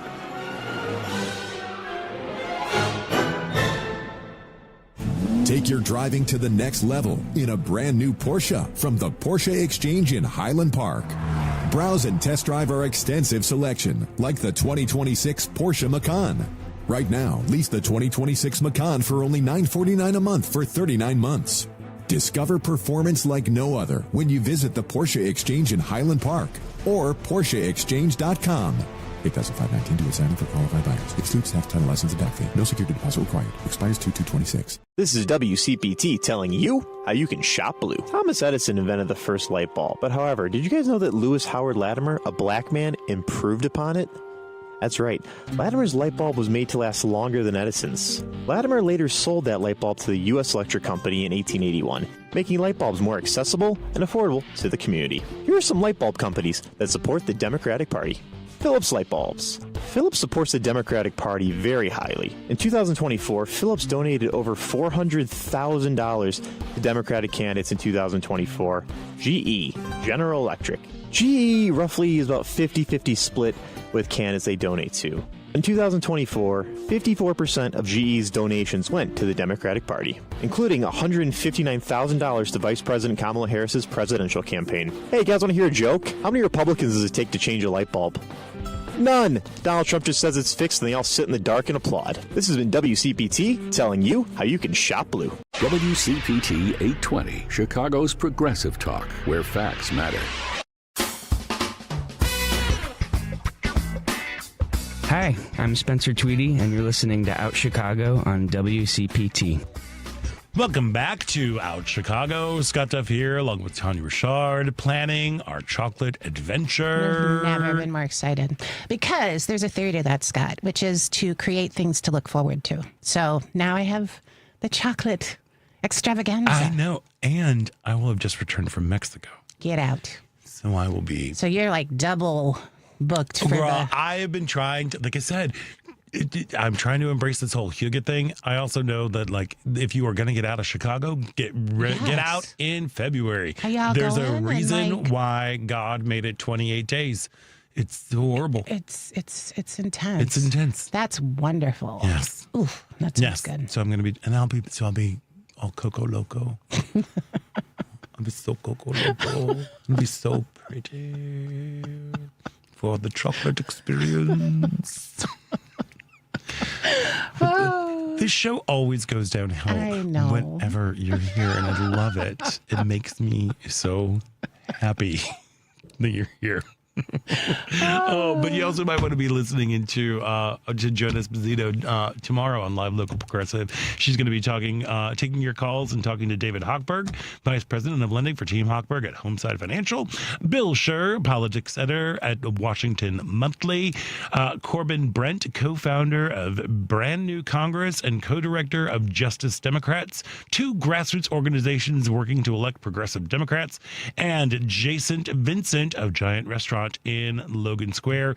He'll be headlining Tuesday's ACLU fundraiser at Chef's Special Cocktail Bar in Chicago. Live, local, and progressive weekdays from 2 to 5 p.m. Central on WCPT 820 AM, heartlandsignal.com, and tune in. I've not been to Giant, but I've wanted to go for a very long time. People love that place. You have to make that happen. I got it. Well, yeah.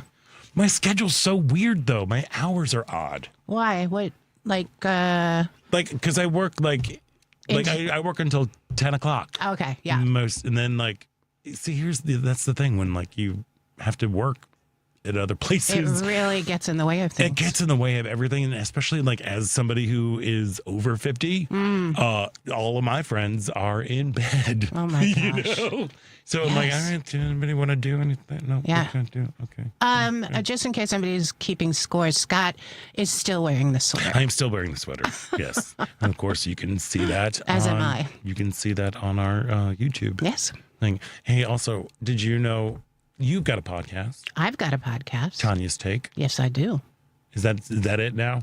Yes. It technically has the subtitle in the race, culture, whatever. The culture of race, and stuff and junk. It's Tanya's Take, stuff and junk. That's right. I'm telling you, stuff and junk. Yes. I added on to that. There's a chance that I'll be making some new episodes, by the way. So. Oh, wonderful. Because right now it's all archival. You can find it anywhere you listen to podcasts. But yeah. And while you're looking for Tanya's Take, race, culture, the culture of race. And stuff and junk. You can also listen to, rate, and share Out Chicago. Full episodes and featured interviews on, let's see, Spotify, Apple Podcasts, TuneIn, iHeartRadio, YouTube, Amazon Music.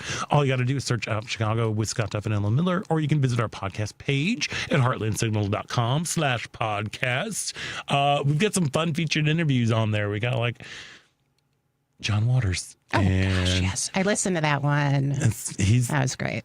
That was like, pull the string, try to get. Same thing with Susie Eddie Izzard. Did not hear that one. She's on, because she was just in town to do a benefit for Chicago Shakespeare. Awesome. Yeah. Leslie Ann Warren. Yes, I listened to that one. There was another one that was so fun listening because I can't remember. But anyways. And the incomparable Shannon Lynn Parker, who is the CEO of Equality Illinois. Oh, wow. Girl, she's my hero. Wow. I adore her. That's awesome. It's funny. I was like looking through old pictures from previous worlds of chocolate. Mm-hmm. Would it be Worlds of Chocolate or World of Chocolates? That's a good question. Previous events. There we go.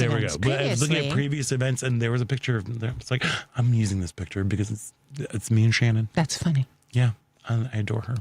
She does amazing work. Anyway. There we go. People also always ask us what they can do to support the work that we do here at WCPT and Heartland Signal. As always, the best way is to support our sponsors. So make sure you go and do all that and to tell them that you appreciate them advertising with us. But if you're on Facebook, there's another way. You can now subscribe to the WCPT 820 and Heartland Signal Facebook pages. Subscription is just 99 cents a month, and we will have some special offers for our subscribers coming soon. So visit us, WCPT 820, Chicago's Progressive Talk, and Heartland Signal on Facebook, and hit that subscribe button. Love it. There we are, yes.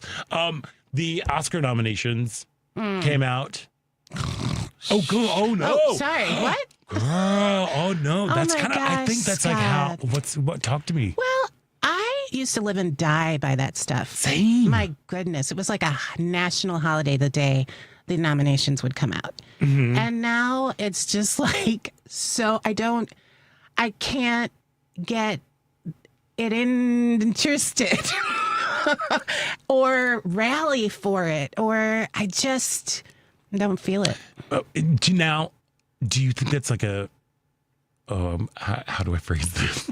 I don't, because I'm old? Yeah. That's what I was going to say. Yeah, that's fine. That's fine. Sorry. Sorry.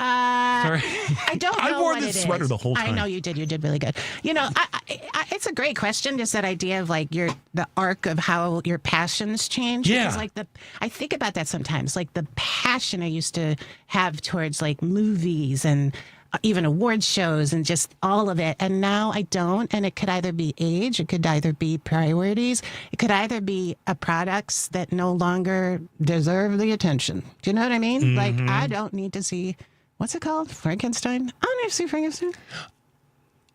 I liked Frankenstein. You did? Good. Well, I'm glad. Okay. I liked it enough. Mm-hmm. Girl, it's so pretty. Is it? Oh my gosh. Like the one thing, I'm a sucker for Guillermo del Toro. Mm-hmm. I love him. Yeah. Like when Pan's Labyrinth, that was my gateway drug into his work. I think he is a visionary. He definitely has this incredible style and his way that he tells stories that are pretty intense. Yeah. But that's an example of like, yes, so yes, the quality can still be there, obviously. But yeah, it's just a different. It's a different vibe. Yeah. Yeah, I know. I get it. I'm kind of. Well, and I think part of it too is, I think we're still recovering from the days of like not leaving our homes. There's that. And going, because I can't remember the last time I went to a theater to see a movie. Yeah, and that used to be one of my favorite. It still is actually one of my favorite things ever. And I love to go to movies alone. Me too. Yes. Oh my God, we should go to movies alone together. But I think too that I am just over this process of trying to make that switch. Like I can't process the fact that like Ben Affleck and Matt Damon are veteran actors now. They're like the older actors. They're the old guys. Yeah. And that like these kids in heated rivalry that have taken over the world are 25. Yeah. I'm looking at her. I'm sorry. I'm not angry with you. I'm the culprit in some way. Exactly. How dare you? This is your fault. And I remember when Matt and Ben were the biggest things when they first dropped the scene. Let me tell you, I was hosting Oscar night at Sidetrack the year that they won for Good Will I still Hunting. remember like them getting up there and just being like youthful and enthusiastic. So I think I'm just going through this process of trying to get my brain to switch to that. I'm like, how are they talking about their 35-year friendship? Well, longer than that. Longer They've than been that. friends forever. It's just blowing my mind. And so like Leonardo DiCaprio. Oh, forget about it. Right. And like if you see an awards show and it's like, even Timothy Chalamet now, he's going to be 30. Like it's just like stuff is moving in a way that's blowing my mind. Not pleasing to you? It's not pleasing. It is not pleasing to you. And I'm going to be okay. You're going to be okay. But maybe it's a little too closely related to the actual experience of watching these people right now. And then I'm not that excited about young Hollywood, like these folks. I'm grown tired of like sort of the same younger set constantly being the ones rewarded, such as wonderful as she is, an Emma Stone. It's like, yes, you're wonderful. Stop making movies with that man. Stop getting nominated for making movies with that man. Stop it. Don't you like those movies? I did not know. I don't understand how come the movies that she won for, why she let herself be used in that way. What was that movie? I didn't remember where she played essentially a different type, like a kind of Frankenstein type We're creation. back to Frankenstein. Yeah, right. Yeah, I think I just have a thing about Frankenstein. Do you remember what? Poor Things. Poor Things. Poor Things. There we are. Yeah, I didn't watch it. See, here's the thing. I remember seeing her in what was the one that Olivia Colman won for? The Favorite. The Favorite, I thought it was a wonderful film. Okay. But the thing that drove me crazy was the soundtrack behind it, because there was just this like drone. I know it was like, it's there to like elicit an emotion or a feeling or a physical sensation. The drone of that movie nearly drove me crazy. Yeah, and there is a lot of that in movies lately where the music or the soundtrack. I mean, oh my God, I'm 75 years old. You are. Well, it's happened. Everybody. You are. There we are. We witnessed saw it. it. She just leapt into a septuagenarian. Complaining about the soundtrack. They're just too loud. The music is too loud. There you have it. Wow. Okay. It's on record. Well. Well, you know, we're a couple of old farts over here. That's it. It's just That's my hand fart that I can do. We don't have practical effects, but I know that is a practical effect. It's very practical. Very practical. It's very useful. It is. It is if you're a teacher. Oh yeah, I would suppose. Did they love you for that? They did, because when I have this strange ability to do hand farts. Yes. And when I was a teacher, and we would give quizzes, which I would call celebrations of learning. And as the celebration of learning was happening, to cut the tension, I would cut the cheese. Oh my God! And I would just walk behind them and do all that. Like, gross, and that's wrong. You know, like do that whole thing. Oh my God! And most of my students spent the entire year trying to figure out how to do it. You taught theater, right? Mm-hmm. Yeah. We saw quizzes. About what? Stuff and junk.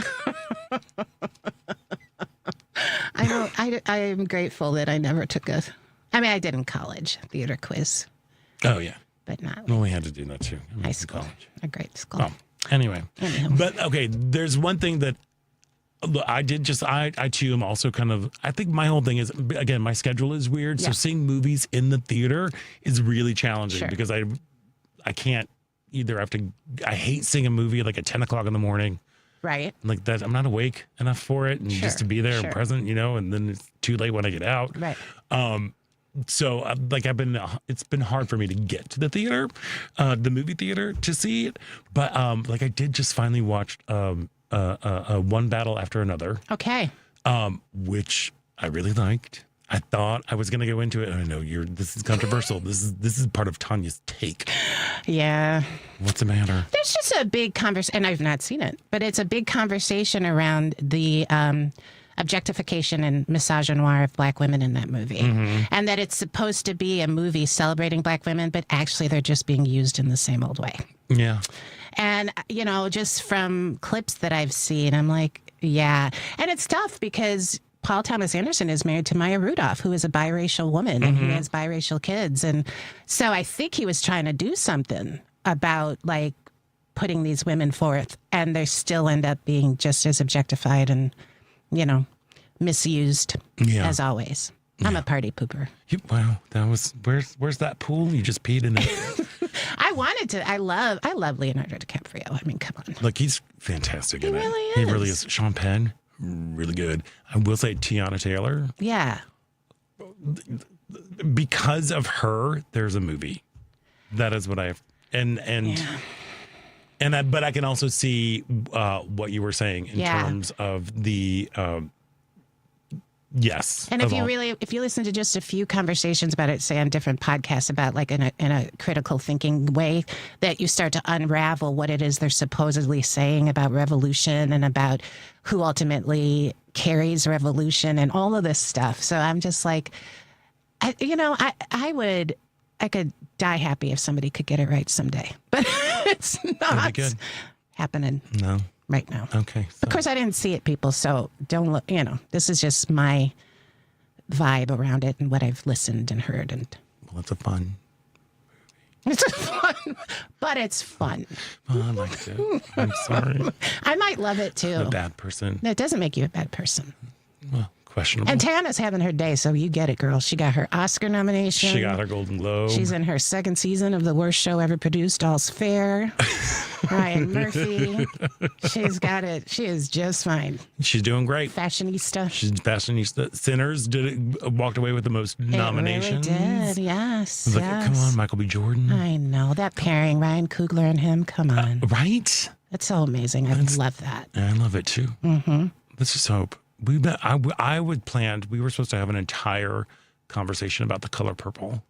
We were? In my head. In the notes. Yeah, in my head. But The Color Purple effect, how when The Color Purple was nominated for all of those Academy Awards, and it is an incredible movie, perhaps two of the best performances of that year from Whoopi Goldberg and from Oprah. In our generation. In our generation.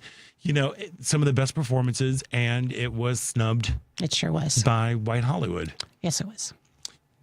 I would like to. Maybe we can come back and we can have a longer conversation. I mean, that's pretty much about it. that. I mean, okay. That's it. Well, there we go. And that's it. I'd be happy to come back, but that's pretty much the narrative. It's the narrative. Black excellence, ignored. Nominated, ignored. But then they feel good about themselves. Because we at least nominated them. Right. People, I'm not going to apologize because it's the truth, but let's get back to Suddenly Simone. Yeah. All right. There we are. We had a high note at some point. It was so high. And then we section. got hot. I know I'm hot again. I'm hot. Well, we tried.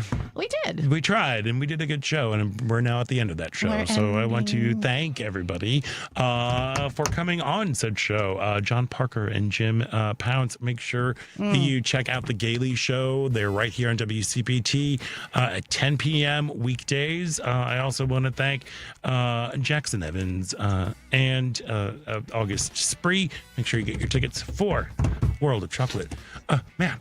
Wonderful job running the show like a pro. Now age up a little bit. Next time I see you. That'll happen whether I like it or not. I miss seeing you, but I love knowing that you were just hovering behind me like Hamlet's ghost. Tania Richard, you are one of my favorite people on the planet. You too. Always a pleasure to be here with you. Ellen will be back next week, and I'm Scott Duff. And until next week, stay proud.